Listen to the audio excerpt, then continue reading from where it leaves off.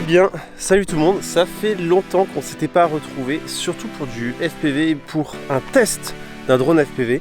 Il est sorti déjà il y a un petit temps, mais j'ai jamais eu l'occasion de vous le présenter. C'est le dernier Nazgul de chez eFlight, un drone qui est vraiment très beau, esthétiquement parlant, avec des LED de partout. Vraiment, vous allez pouvoir faire le beau lors de vos petites sessions FPV. Il est vraiment sympa. C'est un petit 5 pouces, je vous donnerai évidemment toutes les caractéristiques. Nous sommes au pied de la Sainte-Victoire. Nous sommes aujourd'hui en compagnie d'Eliott qui est en train de se faire un petit long range avec son Stormbreaker. Je vais vous expliquer un petit peu pourquoi avoir ce drone, est-ce qu'il est intéressant. Avec déjà ce que j'ai pu faire, moi je l'aime vraiment beaucoup. Il est un poil plus cher que ce qu'on a pu voir jusqu'à présent en termes de drone FPV, tout fait, tout préparé. Mais franchement ça vaut le coup. Ce sera d'ailleurs le premier test en HD. Donc forcément déjà ça va être plus cher. Mais sachez aussi qu'il existe évidemment une version analogique pour les personnes qui sont encore en analogique. Le prix sera évidemment un petit peu moins cher. Donc nous aujourd'hui on va voir plus particulièrement la HD. Moi dessus je filme avec la GoPro Hero 10 stabilisée avec Real Steady Go version deuxième génération là, la V2. Puis c'est parti, je vais vous montrer tout ça, ce que ça donne dans les airs et aussi d'un point de vue technique.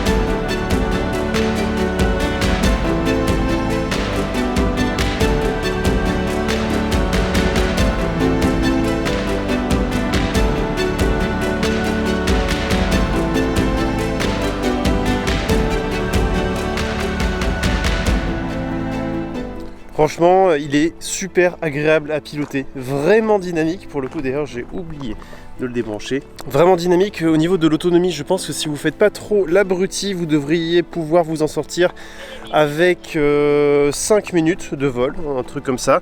Tout dépend aussi évidemment de votre batterie. Moi, j'utilise des Tattu Airline V3 en 1400 mAh. C'est pas mal, c'est un bon compromis. Maintenant on a aussi les V4, que ce soit en 1500 et en 1400. Moi pour du 5 pouces je vous conseille quand même des 1400 mAh. Ce sera quand même mieux en termes de poids, ça lui correspond bien mieux. Écoutez, moi j'ai tout fait évidemment en 25 mW. Quand j'étais un peu là-haut là, quand je suis passé derrière les failles, j'ai eu quand même une petite coupure. Ça fait un petit stress, mais bon, ça allait. On ne s'est pas trop mis en danger non plus. Non, franchement, très cool de frôler les sapins avec.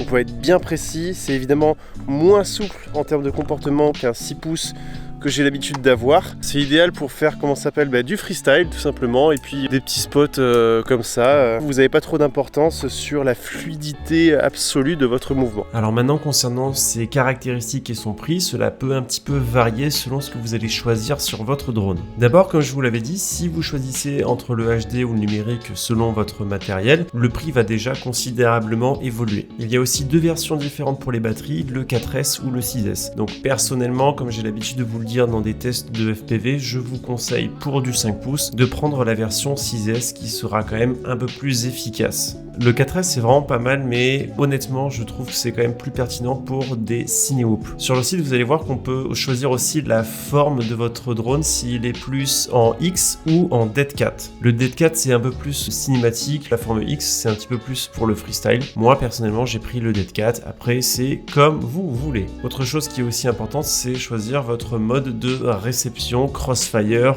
R9 ou quoi que ce soit d'autre. Donc évidemment, moi, ma radiocommande, elle est équipée en Crossfire, donc je vais choisir le Crossfire. Et pour ceux qui ne savent pas ce que c'est que le Crossfire, je vous conseille une petite recherche Google. C'est un système de réception qui est le plus connu et le plus répandu pour faire du long range. Personnellement, j'ai jamais perdu la réception en utilisant le Crossfire. Vous pouvez aussi observer qu'ils peuvent vous installer un GPS. Donc personnellement, je l'ai pas fait parce que j'ai pas utilisé pour des prestations et du long range, c'est vraiment que pour m'amuser. Et quand on voit le prix, on voit sur leur site internet qu'il est avec ses options à 505$. Ça fait quand même un petit budget, mais bon, c'est pas si étonnant non plus vu le prix du système HD et en plus des petits artifices de LED qui nous ont mis un peu partout.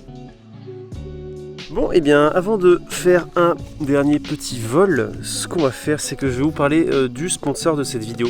À savoir, normalement, si vous avez vu les récentes vidéos, vous l'avez déjà vu, c'est YFood. YFood, qu'est-ce que c'est? En fait, c'est une espèce de complément d'alimentation, mais ça s'apparente plutôt en fait à remplacer un vrai repas dans les cas où vous pouvez tout simplement pas manger, vous n'avez pas le temps. Moi, honnêtement, avec le taf et les journées que je passe, ça me dépanne énormément. Il y a plusieurs versions, donc ce sont des bouteilles. Il y a dans chaque bouteille 500 kcal avec tous les apports qu'il faut en protéines, en glucides, en lipides.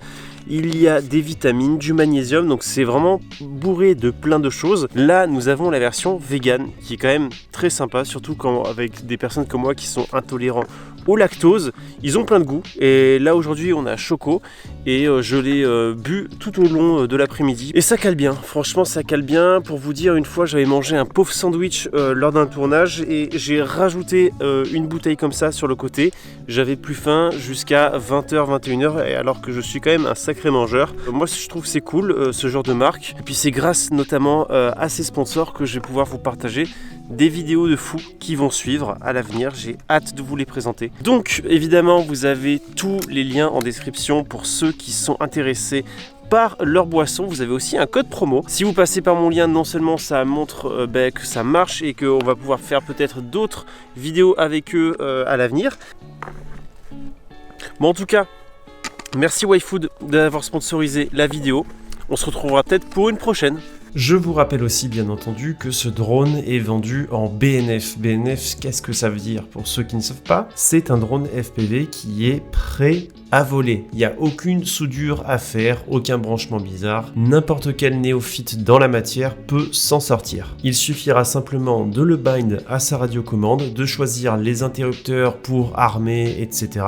De lui mettre ce que vous souhaitez dans l'OSD et tous les petits autres trucs, les PID si vous avez envie, puis voilà. Donc vraiment, c'est pas compliqué, ça prend vraiment 5 minutes à binder et à faire voler. Alors maintenant, la question légitime qu'on peut se poser, c'est à qui on pourrait conseiller ce drone? Un débutant, un intermédiaire ou un confirmé? Moi personnellement, je pense que la cible de ce drone, c'est un pilote intermédiaire qui a entre 6 mois et 1 an d'expérience. Pourquoi je le déconseillerais à un débutant? Tout simplement parce que quand on voit la différence de prix entre le Nazgul V2 et le Nazgul Evoque qui est celui-là, vraiment niveau performance et tout ça, il y a rien qui change. Il y a juste le fait que le Evoque, il a des LED et qu'il est un peu plus joli esthétiquement, donc ça n'a aucune importance pour un débutant qui risque de le cracher. C'est de l'argent jeté par les fenêtres d'acheter ce drone au lieu d'un Nazgul V2. Pour moi, c'est pour quelqu'un qui aime bien les jolis drones, quelqu'un qui en a un peu marre de voir des câbles partout. Là, celui-là, il est vraiment super épuré, il n'y a aucun câble apparent. Les petits caches qui empêchent de voir tout ce qui est électronique,